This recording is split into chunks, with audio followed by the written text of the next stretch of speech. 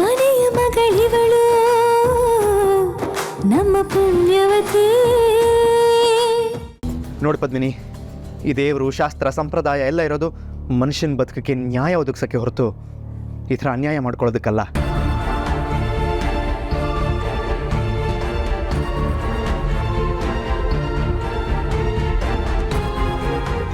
ಪದ್ಮಿನಿ, ಶಾಸ್ತ್ರ ಸಂಪ್ರದಾಯದ ನೆಪದಲ್ಲಿ ಒಬ್ರು ಜೀವನ ಹಾಳಾಗಬಾರ್ದು. ಅದೇ ಇಲ್ಲಿ 3 ಜನರ ಜೀವನ ಹಾಳಾಗ್ತಾ ಇದೆ. ಯಾಕಿದ್ ನಿನ್ಗೆ ಅರ್ಥ ಆಗ್ತಾ ಇಲ್ಲ?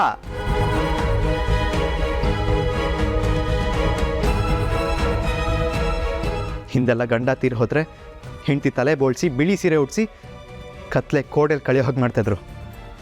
ಅದಕ್ಕೆ ಯಾರೋ ಶಾಸ್ತ್ರ ಸಂಪ್ರದಾಯ ಅಂತ ಕರೆದ್ರು. ಆದರೆ ಆ ಹೆಣ್ಣು ಇಡೀ ಜೀವನ ಕಣ್ಣೀರಲ್ಲಿ ಕಳೆಯೋ ಹಾಗೆ ಆಗ್ತಾಯಿತ್ತು.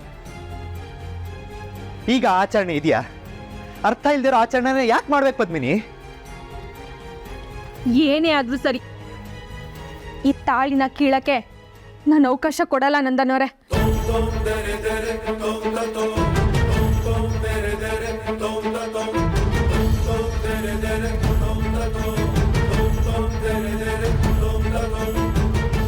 ಗಂಡ ಇರುವಾಗಲೇ ಒಂದು ಹೆಣ್ಣಿನ ಕುತ್ತಿಗೆಯಿಂದ ತಾಳಿ ತೆಗೆಯೋದು ಎಂತ ಅಪಚಾರ ಗೊತ್ತಾ?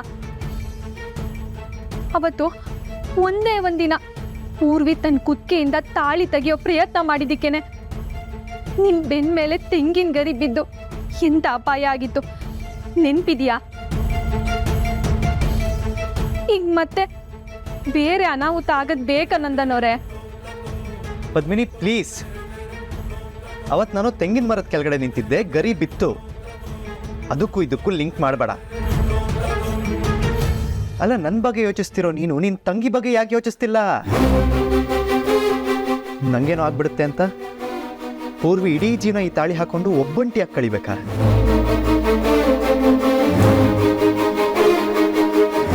ನಾನು ನೀನು ಏನೋ ದೂರ ಆಗ್ಬಿಡ್ತೀವಿ. ಹಾಗಂತ ನಾನು ಪೂರ್ವಿ ಒಂದಾಗೇನು ಬಾಳಲ್ಲ. 3 ಜನನು ಇಡೀ ಜೀವನ ಒಬ್ಬಂಟಿಯಾಗೆ ಕಳಿಬೇಕಲ್ವಾ?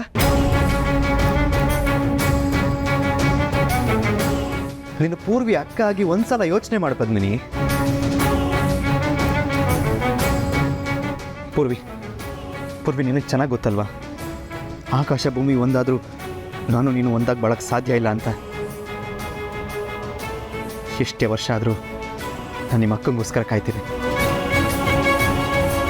ನಾನು ಅವಳ ಜೊತೆನೇ ಬಾಳ್ತೀನಿ ಪೂರ್ವಿ.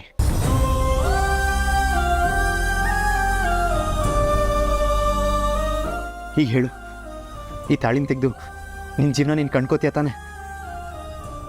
ನಿನ್ನ ಮದುವೆ ಆಗದಿದ್ರೆ ನಾನು ನಿಮ್ಮಕ್ಕ ಒಂದಾಗಕ್ಕೆ ಸಾಧ್ಯನೇ ಇಲ್ಲ ಪೂರ್ವಿ. ನೀನೊಂದು ದಡ ಸೇರಿದ್ರೆ ನಿಮ್ಮ ಅಕ್ಕ ನನ್ನ ಹತ್ರ ಬರೋದು. ಈಗ ಹೇಳು ಪೂರ್ವಿ, ನಿಮ್ಮ ಅಕ್ಕಂಗೋಸ್ಕರ ಆದರೂ ನೀನು ಈ ತಾಳಿ ತೆಗಿತೀಯ ಅಲ್ವಾ? ತೆಗಿತೀನಿ.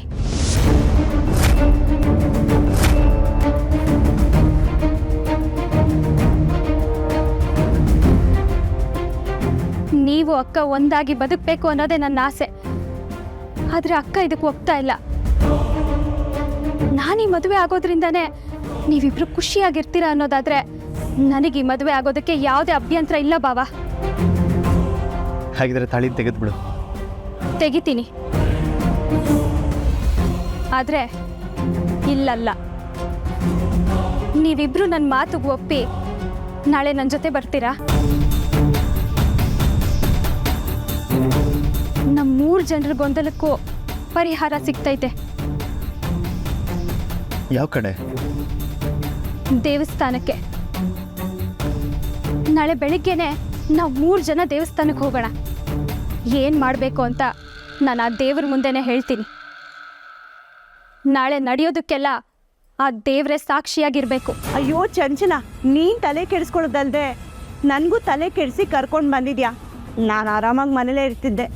ಅತ್ತೆ, ನಾವಿಷ್ಟು ದಿನ ಆರಾಮಾಗಿ ಮನೇಲಿ ಇದ್ದಿದ್ದಕ್ಕೆ ಪದ್ಮಿನಿ ನಮ್ಮ ಮನೆ ಸೊಸೆಯಾಗಿ ಬಂದಿರೋದು. ನಾವು ಆಗಲೇ ಸ್ವಲ್ಪ ಅಲರ್ಟ್ ಆಗಿದ್ದಿದ್ರೆ ಆ ಭುಜಂಗನ ಹಣೆ ಬರಹ ಏನು ಅಂತ ಗೊತ್ತಾಗ್ತಿತ್ತು. ಆಗ ಹೇಗಾದರೂ ಮಾಡಿ ಸಂಬಂಧನ ಮುರಿಬೋದಾಗಿತ್ತು. ಈಗಲೂ ಕಾಲ ಮಿಂಚಿಲ್ಲ ಅತ್ತೆ. ನಮ್ಮ ಎಲ್ಲ ಕನ್ಫ್ಯೂಷನ್ಗೂ ಇವತ್ತೊಂದು ಕ್ಲಾರಿಟಿ ಸಿಗುತ್ತೆ.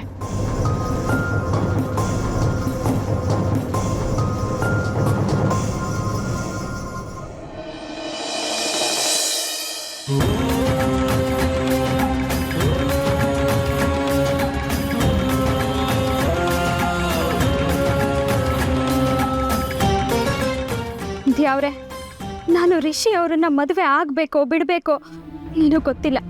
ಆದರೆ ನಾನು ಅವರನ್ನ ಮದುವೆ ಆಗೋದ್ರಿಂದ ನಂದನ್ ಅವರು ಮತ್ತೆ ಅಕ್ಕ ಖುಷಿಯಾಗಿರ್ತಾರೆ ಅಂತಂದರೆ ನಾನು ಒಂದು ಕ್ಷಣನೂ ಯೋಚಿಸ್ದೆ ರಿಷಿ ಅವ್ರ ಕೈಯಲ್ಲಿ ತಾಳಿ ಕಟ್ಟಿಸ್ಕೋತೀನಿ. ಆದರೆ ಇವತ್ತು ನಾನು ಏನು ಹೇಳ್ತೀನೋ ಅದಕ್ಕೆ ಅಕ್ಕ ಒಪ್ಕೋಬೇಕು ದೇವ್ರೆ. ನೀನೇ ಅವಳಿಗೆ ಆ ಮನ್ಸು ಕೊಡು.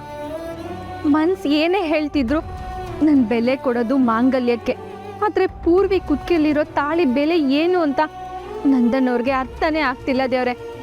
ಅವ್ರಿಗೆ ಈ ಸಂಬಂಧ ಏನು ಅಂತ ಅರ್ಥ ಮಾಡಿಸಿ ಪೂರ್ವಿ ಜೊತೆ ಬದುಕೋ ಮನ್ಸು ಕೊಡು. ಮನ್ಸನ್ನು ತುಂಬ ತುಂಬಿರೋಳು ಪದ್ಮಿನಿ.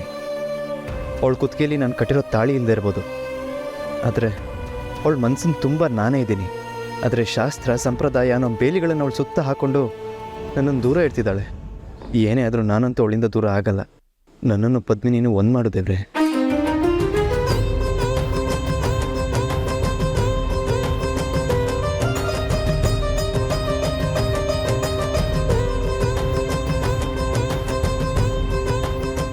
ಪೂರ್ವಿ, ಈಗ ಹೇಳು, ಏನು ನಿರ್ಧಾರ ಮಾಡಿದ್ಯಾ? ನಾವು 3 ಜನ ಈ ಸಿಕ್ಕಿಂದ ಬಿಡಿಸ್ಕೊಳ್ಳೋದಕ್ಕೆ ನನಗೆ ದಾರಿ ಕಾಣಿಸ್ತಾ ಐತೆ ಅಕ್ಕ.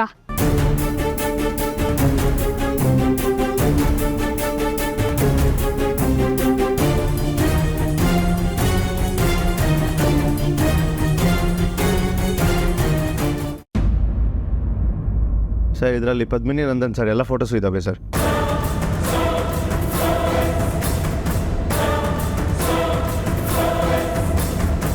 Thank you so much. ಇದರಿಂದ ನನಗೆ ತುಂಬ ಹೆಲ್ಪ್ ಆಗುತ್ತೆ. ಪದ್ಮಿನಿಗೆ ನಂದನಿಗೆ ದೊಡ್ಡ ಸರ್ಪ್ರೈಸ್ ಕೊಡ್ತೀನಿ. Thank you. ಹಾಗೆ ತೋರಿ, ಇಟ್ಕೊಳ್ಳಿ. ಸರ್, ಇಷ್ಟೊಂದು ದುಡ್ಡಾ? ಅಲ್ಲಿ ಇಟ್ಕೊಳ್ಳಿ. Thank you sir.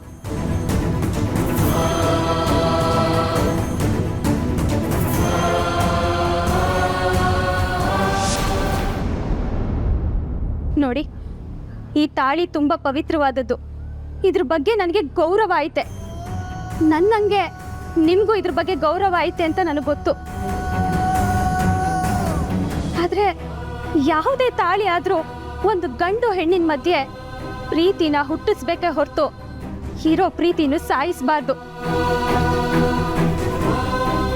ತಾಳಿಯಿಂದ ಸಂಬಂಧ ಏರ್ಪಡ್ಬೋದು ನಿಜ, ಆದರೆ ಮನ್ಸು ತಾನೇ ಆ ಸಂಬಂಧನ ಒಪ್ಕೋಬೇಕಾಗಿರೋದು. ಆದ್ರೆ ಮನ್ಸಿಗೆ ಅದು ಇಷ್ಟ ಇಲ್ಲ ಅಂದಮೇಲೆ ಆ ಸಂಬಂಧಕ್ಕೆ ಏನ್ ಅರ್ಥ? ತಾಳಿಗೆ ಏನ್ ಬೆಲೆ? ಪೂರ್ವಿ, ನೀನ್ ಏನ್ ಹೇಳಕ್ ಬರ್ತಿದ್ಯಾ? ನೋಡಕ್ಕ, ನೀವಿಬ್ರು ಒಬ್ರನ್ನ ಒಬ್ರು ಪ್ರೀತಿಸ್ತಾ ಇದ್ದೀರಾ.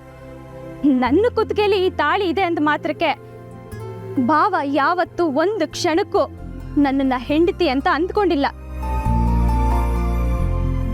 ನಿನ್ನ ಮೇಲಿನ ಪ್ರೀತಿನೂ ಕಮ್ಮಿ ಆಗಿಲ್ಲ. ಇನ್ನು ನೀನು ಬರೀ ಬಾಯಿ ಮಾತಿಗೆ ಮಾತ್ರ ನನ್ನನ್ನ ಭಾವನ ಒಂದ್ ಮಾಡ್ಬೇಕು ಅಂತ ಹೇಳ್ತಿದ್ಯಾ ಹೊರತು ನಿನ್ನ ಮನ್ಸು ಭಾವನ್ನ ಗಂಡ ಅಂತ ಒಪ್ಕೊಂಡೈತೆ. ಇಲ್ಲ ಅಂದಿದ್ರೆ ಅವ್ರಿಗೆ ಏಟಾದಾಗ ನೀನ್ ಯಾಕೆ ಹಗಲು ರಾತ್ರಿ ನಿದ್ದೆ ಬಿಟ್ಟು ಅವ್ರನ್ನ ನೋಡ್ಕೋತಿದ್ದೆ? ಒಂದು ಹೆಂಡತಿ ಮಾಡ್ಬೇಕಾಗಿರೋ ಎಲ್ಲ ಸೇವೆನೂ ನೀನ್ ಮಾಡಿದ್ಯಾ ತಾನೆ? ಅಂದಮೇಲೆ ನಿಜವಾಗ್ಲೂ ನಿನ್ ಮನ್ಸಲ್ಲಿ ಏನೈತೆ ಅಂತ ನನಗೆ ಗೊತ್ತೈತೆ. ಪೂರ್ವಿ, ಈಗ ಮಾತೆಲ್ಲ ಯಾಕೆ? ಹೇಳ್ತೀನಕ್ಕ. ಬಾವಾ, ಈ ತಾಳಿ ನಂದಲ್ಲ, ಅಕ್ಕಂದು. ಇದು ತಪ್ಪು ಜಾಗನ ಬಂದು ಸೇರೈತೆ. ನಾನು ಇದನ್ನ ಯಾವತ್ತೂ ತೆಗೆದ್ಬಿಡ್ತಿದ್ದೆ. ಆದ್ರೆ ಇದನ್ನ ತೆಗೆದ್ರೆ ಇದನ್ನ ಕಟ್ಟಿದವ್ರಿಗೆ ಶ್ರೇಯಸ್ಸಲ್ಲ, ಅವ್ರಿಗೆ ಆಪತ್ತಾಗ್ತೈತೆ ಅಂತ ಹೇಳಿದ್ರು. ಅದಕ್ಕೆ ಇದನ್ನ ಆ ಬಯಕ್ಕೆ ನಾನು ಇದನ್ನ ಜೋಪಾನವಾಗಿ ಇಟ್ಕೊಂಡಿರೋದು. ಅಷ್ಟೇ ಅಲ್ಲ ಪೂರ್ವಿ, ಆ ದೇವರ ಸಾಕ್ಷಿಯಾಗಿ ಕಟ್ಟಿರೋ ತಾಳಿ ಇದು. ಇದನ್ನ ತೆಗಿಯೋ ಹಕ್ಕು ನಮ್ಗೆ ಯಾರಿಗೂ ಇಲ್ಲ. ಒಂದು ಸಲ ಇದು ನಿನ್ ಕುತ್ತಿಗೆಗೆ ಬಿತ್ತು ಅಂದ್ರೆ ಅದು ನಿಂದು. ಇದನ್ನ ಕಟ್ಟೋರು ನಿನ್ನೋರು ಕಣೆ.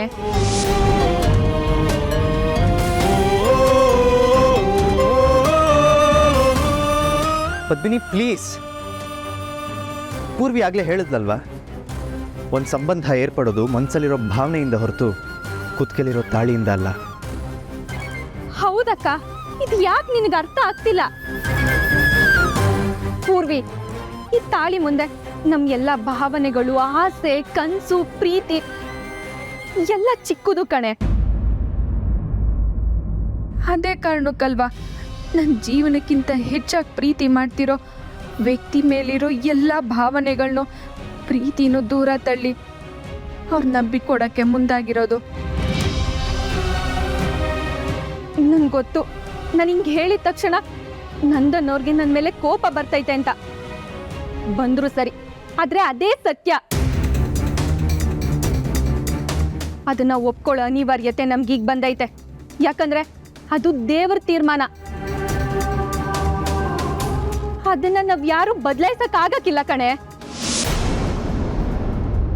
ಅಕ್ಕ, ಈಗ ಅದೇ ದೇವ್ರ ಸಾಕ್ಷಿಯಾಗಿ ಈ ಪವಿತ್ರವಾದ ವಸ್ತುನ ಅದ್ರ ಜಾಗಕ್ಕೆ ಸೇರಿಸ್ಬಿಡೋಣ, ಆಗ ಎಲ್ಲ ಸರಿ ಹೋಗ್ತೈತೆ. ಪೂರ್ವಿ, ಏನ್ ಹೇಳ್ತಿದ್ಯಾ ನೀನು? ಅಕ್ಕ, ತಾಳಿನ ಕುತ್ತಿಗೆಯಿಂದ ತೆಗೆದ್ರೆ ಅದು ತಪ್ಪು, ಆದ್ರೆ ಅದು ಸೇರ್ಬೇಕಾಗಿರೋ ಜಾಗಕ್ಕೆ ಸೇರ್ಸಿದ್ರೆ ಅದು ತಪ್ಪಲ್ಲ ಅಲ್ವಾ?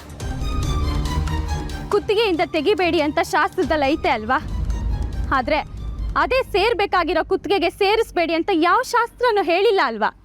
ಪೂರ್ವಿ, ಏನು ಹೇಳ್ತಿದ್ಯಾ ನೀನು? ಈ ಮಾಂಗಲ್ಯಕ್ಕೆ ನಾವು ಅವಮಾನ ಮಾಡೋದೇನು ಬೇಡ, ಇದಕ್ಕೆ ನಾವು ನ್ಯಾಯನೇ ಕೊಡ್ಸೋಣ.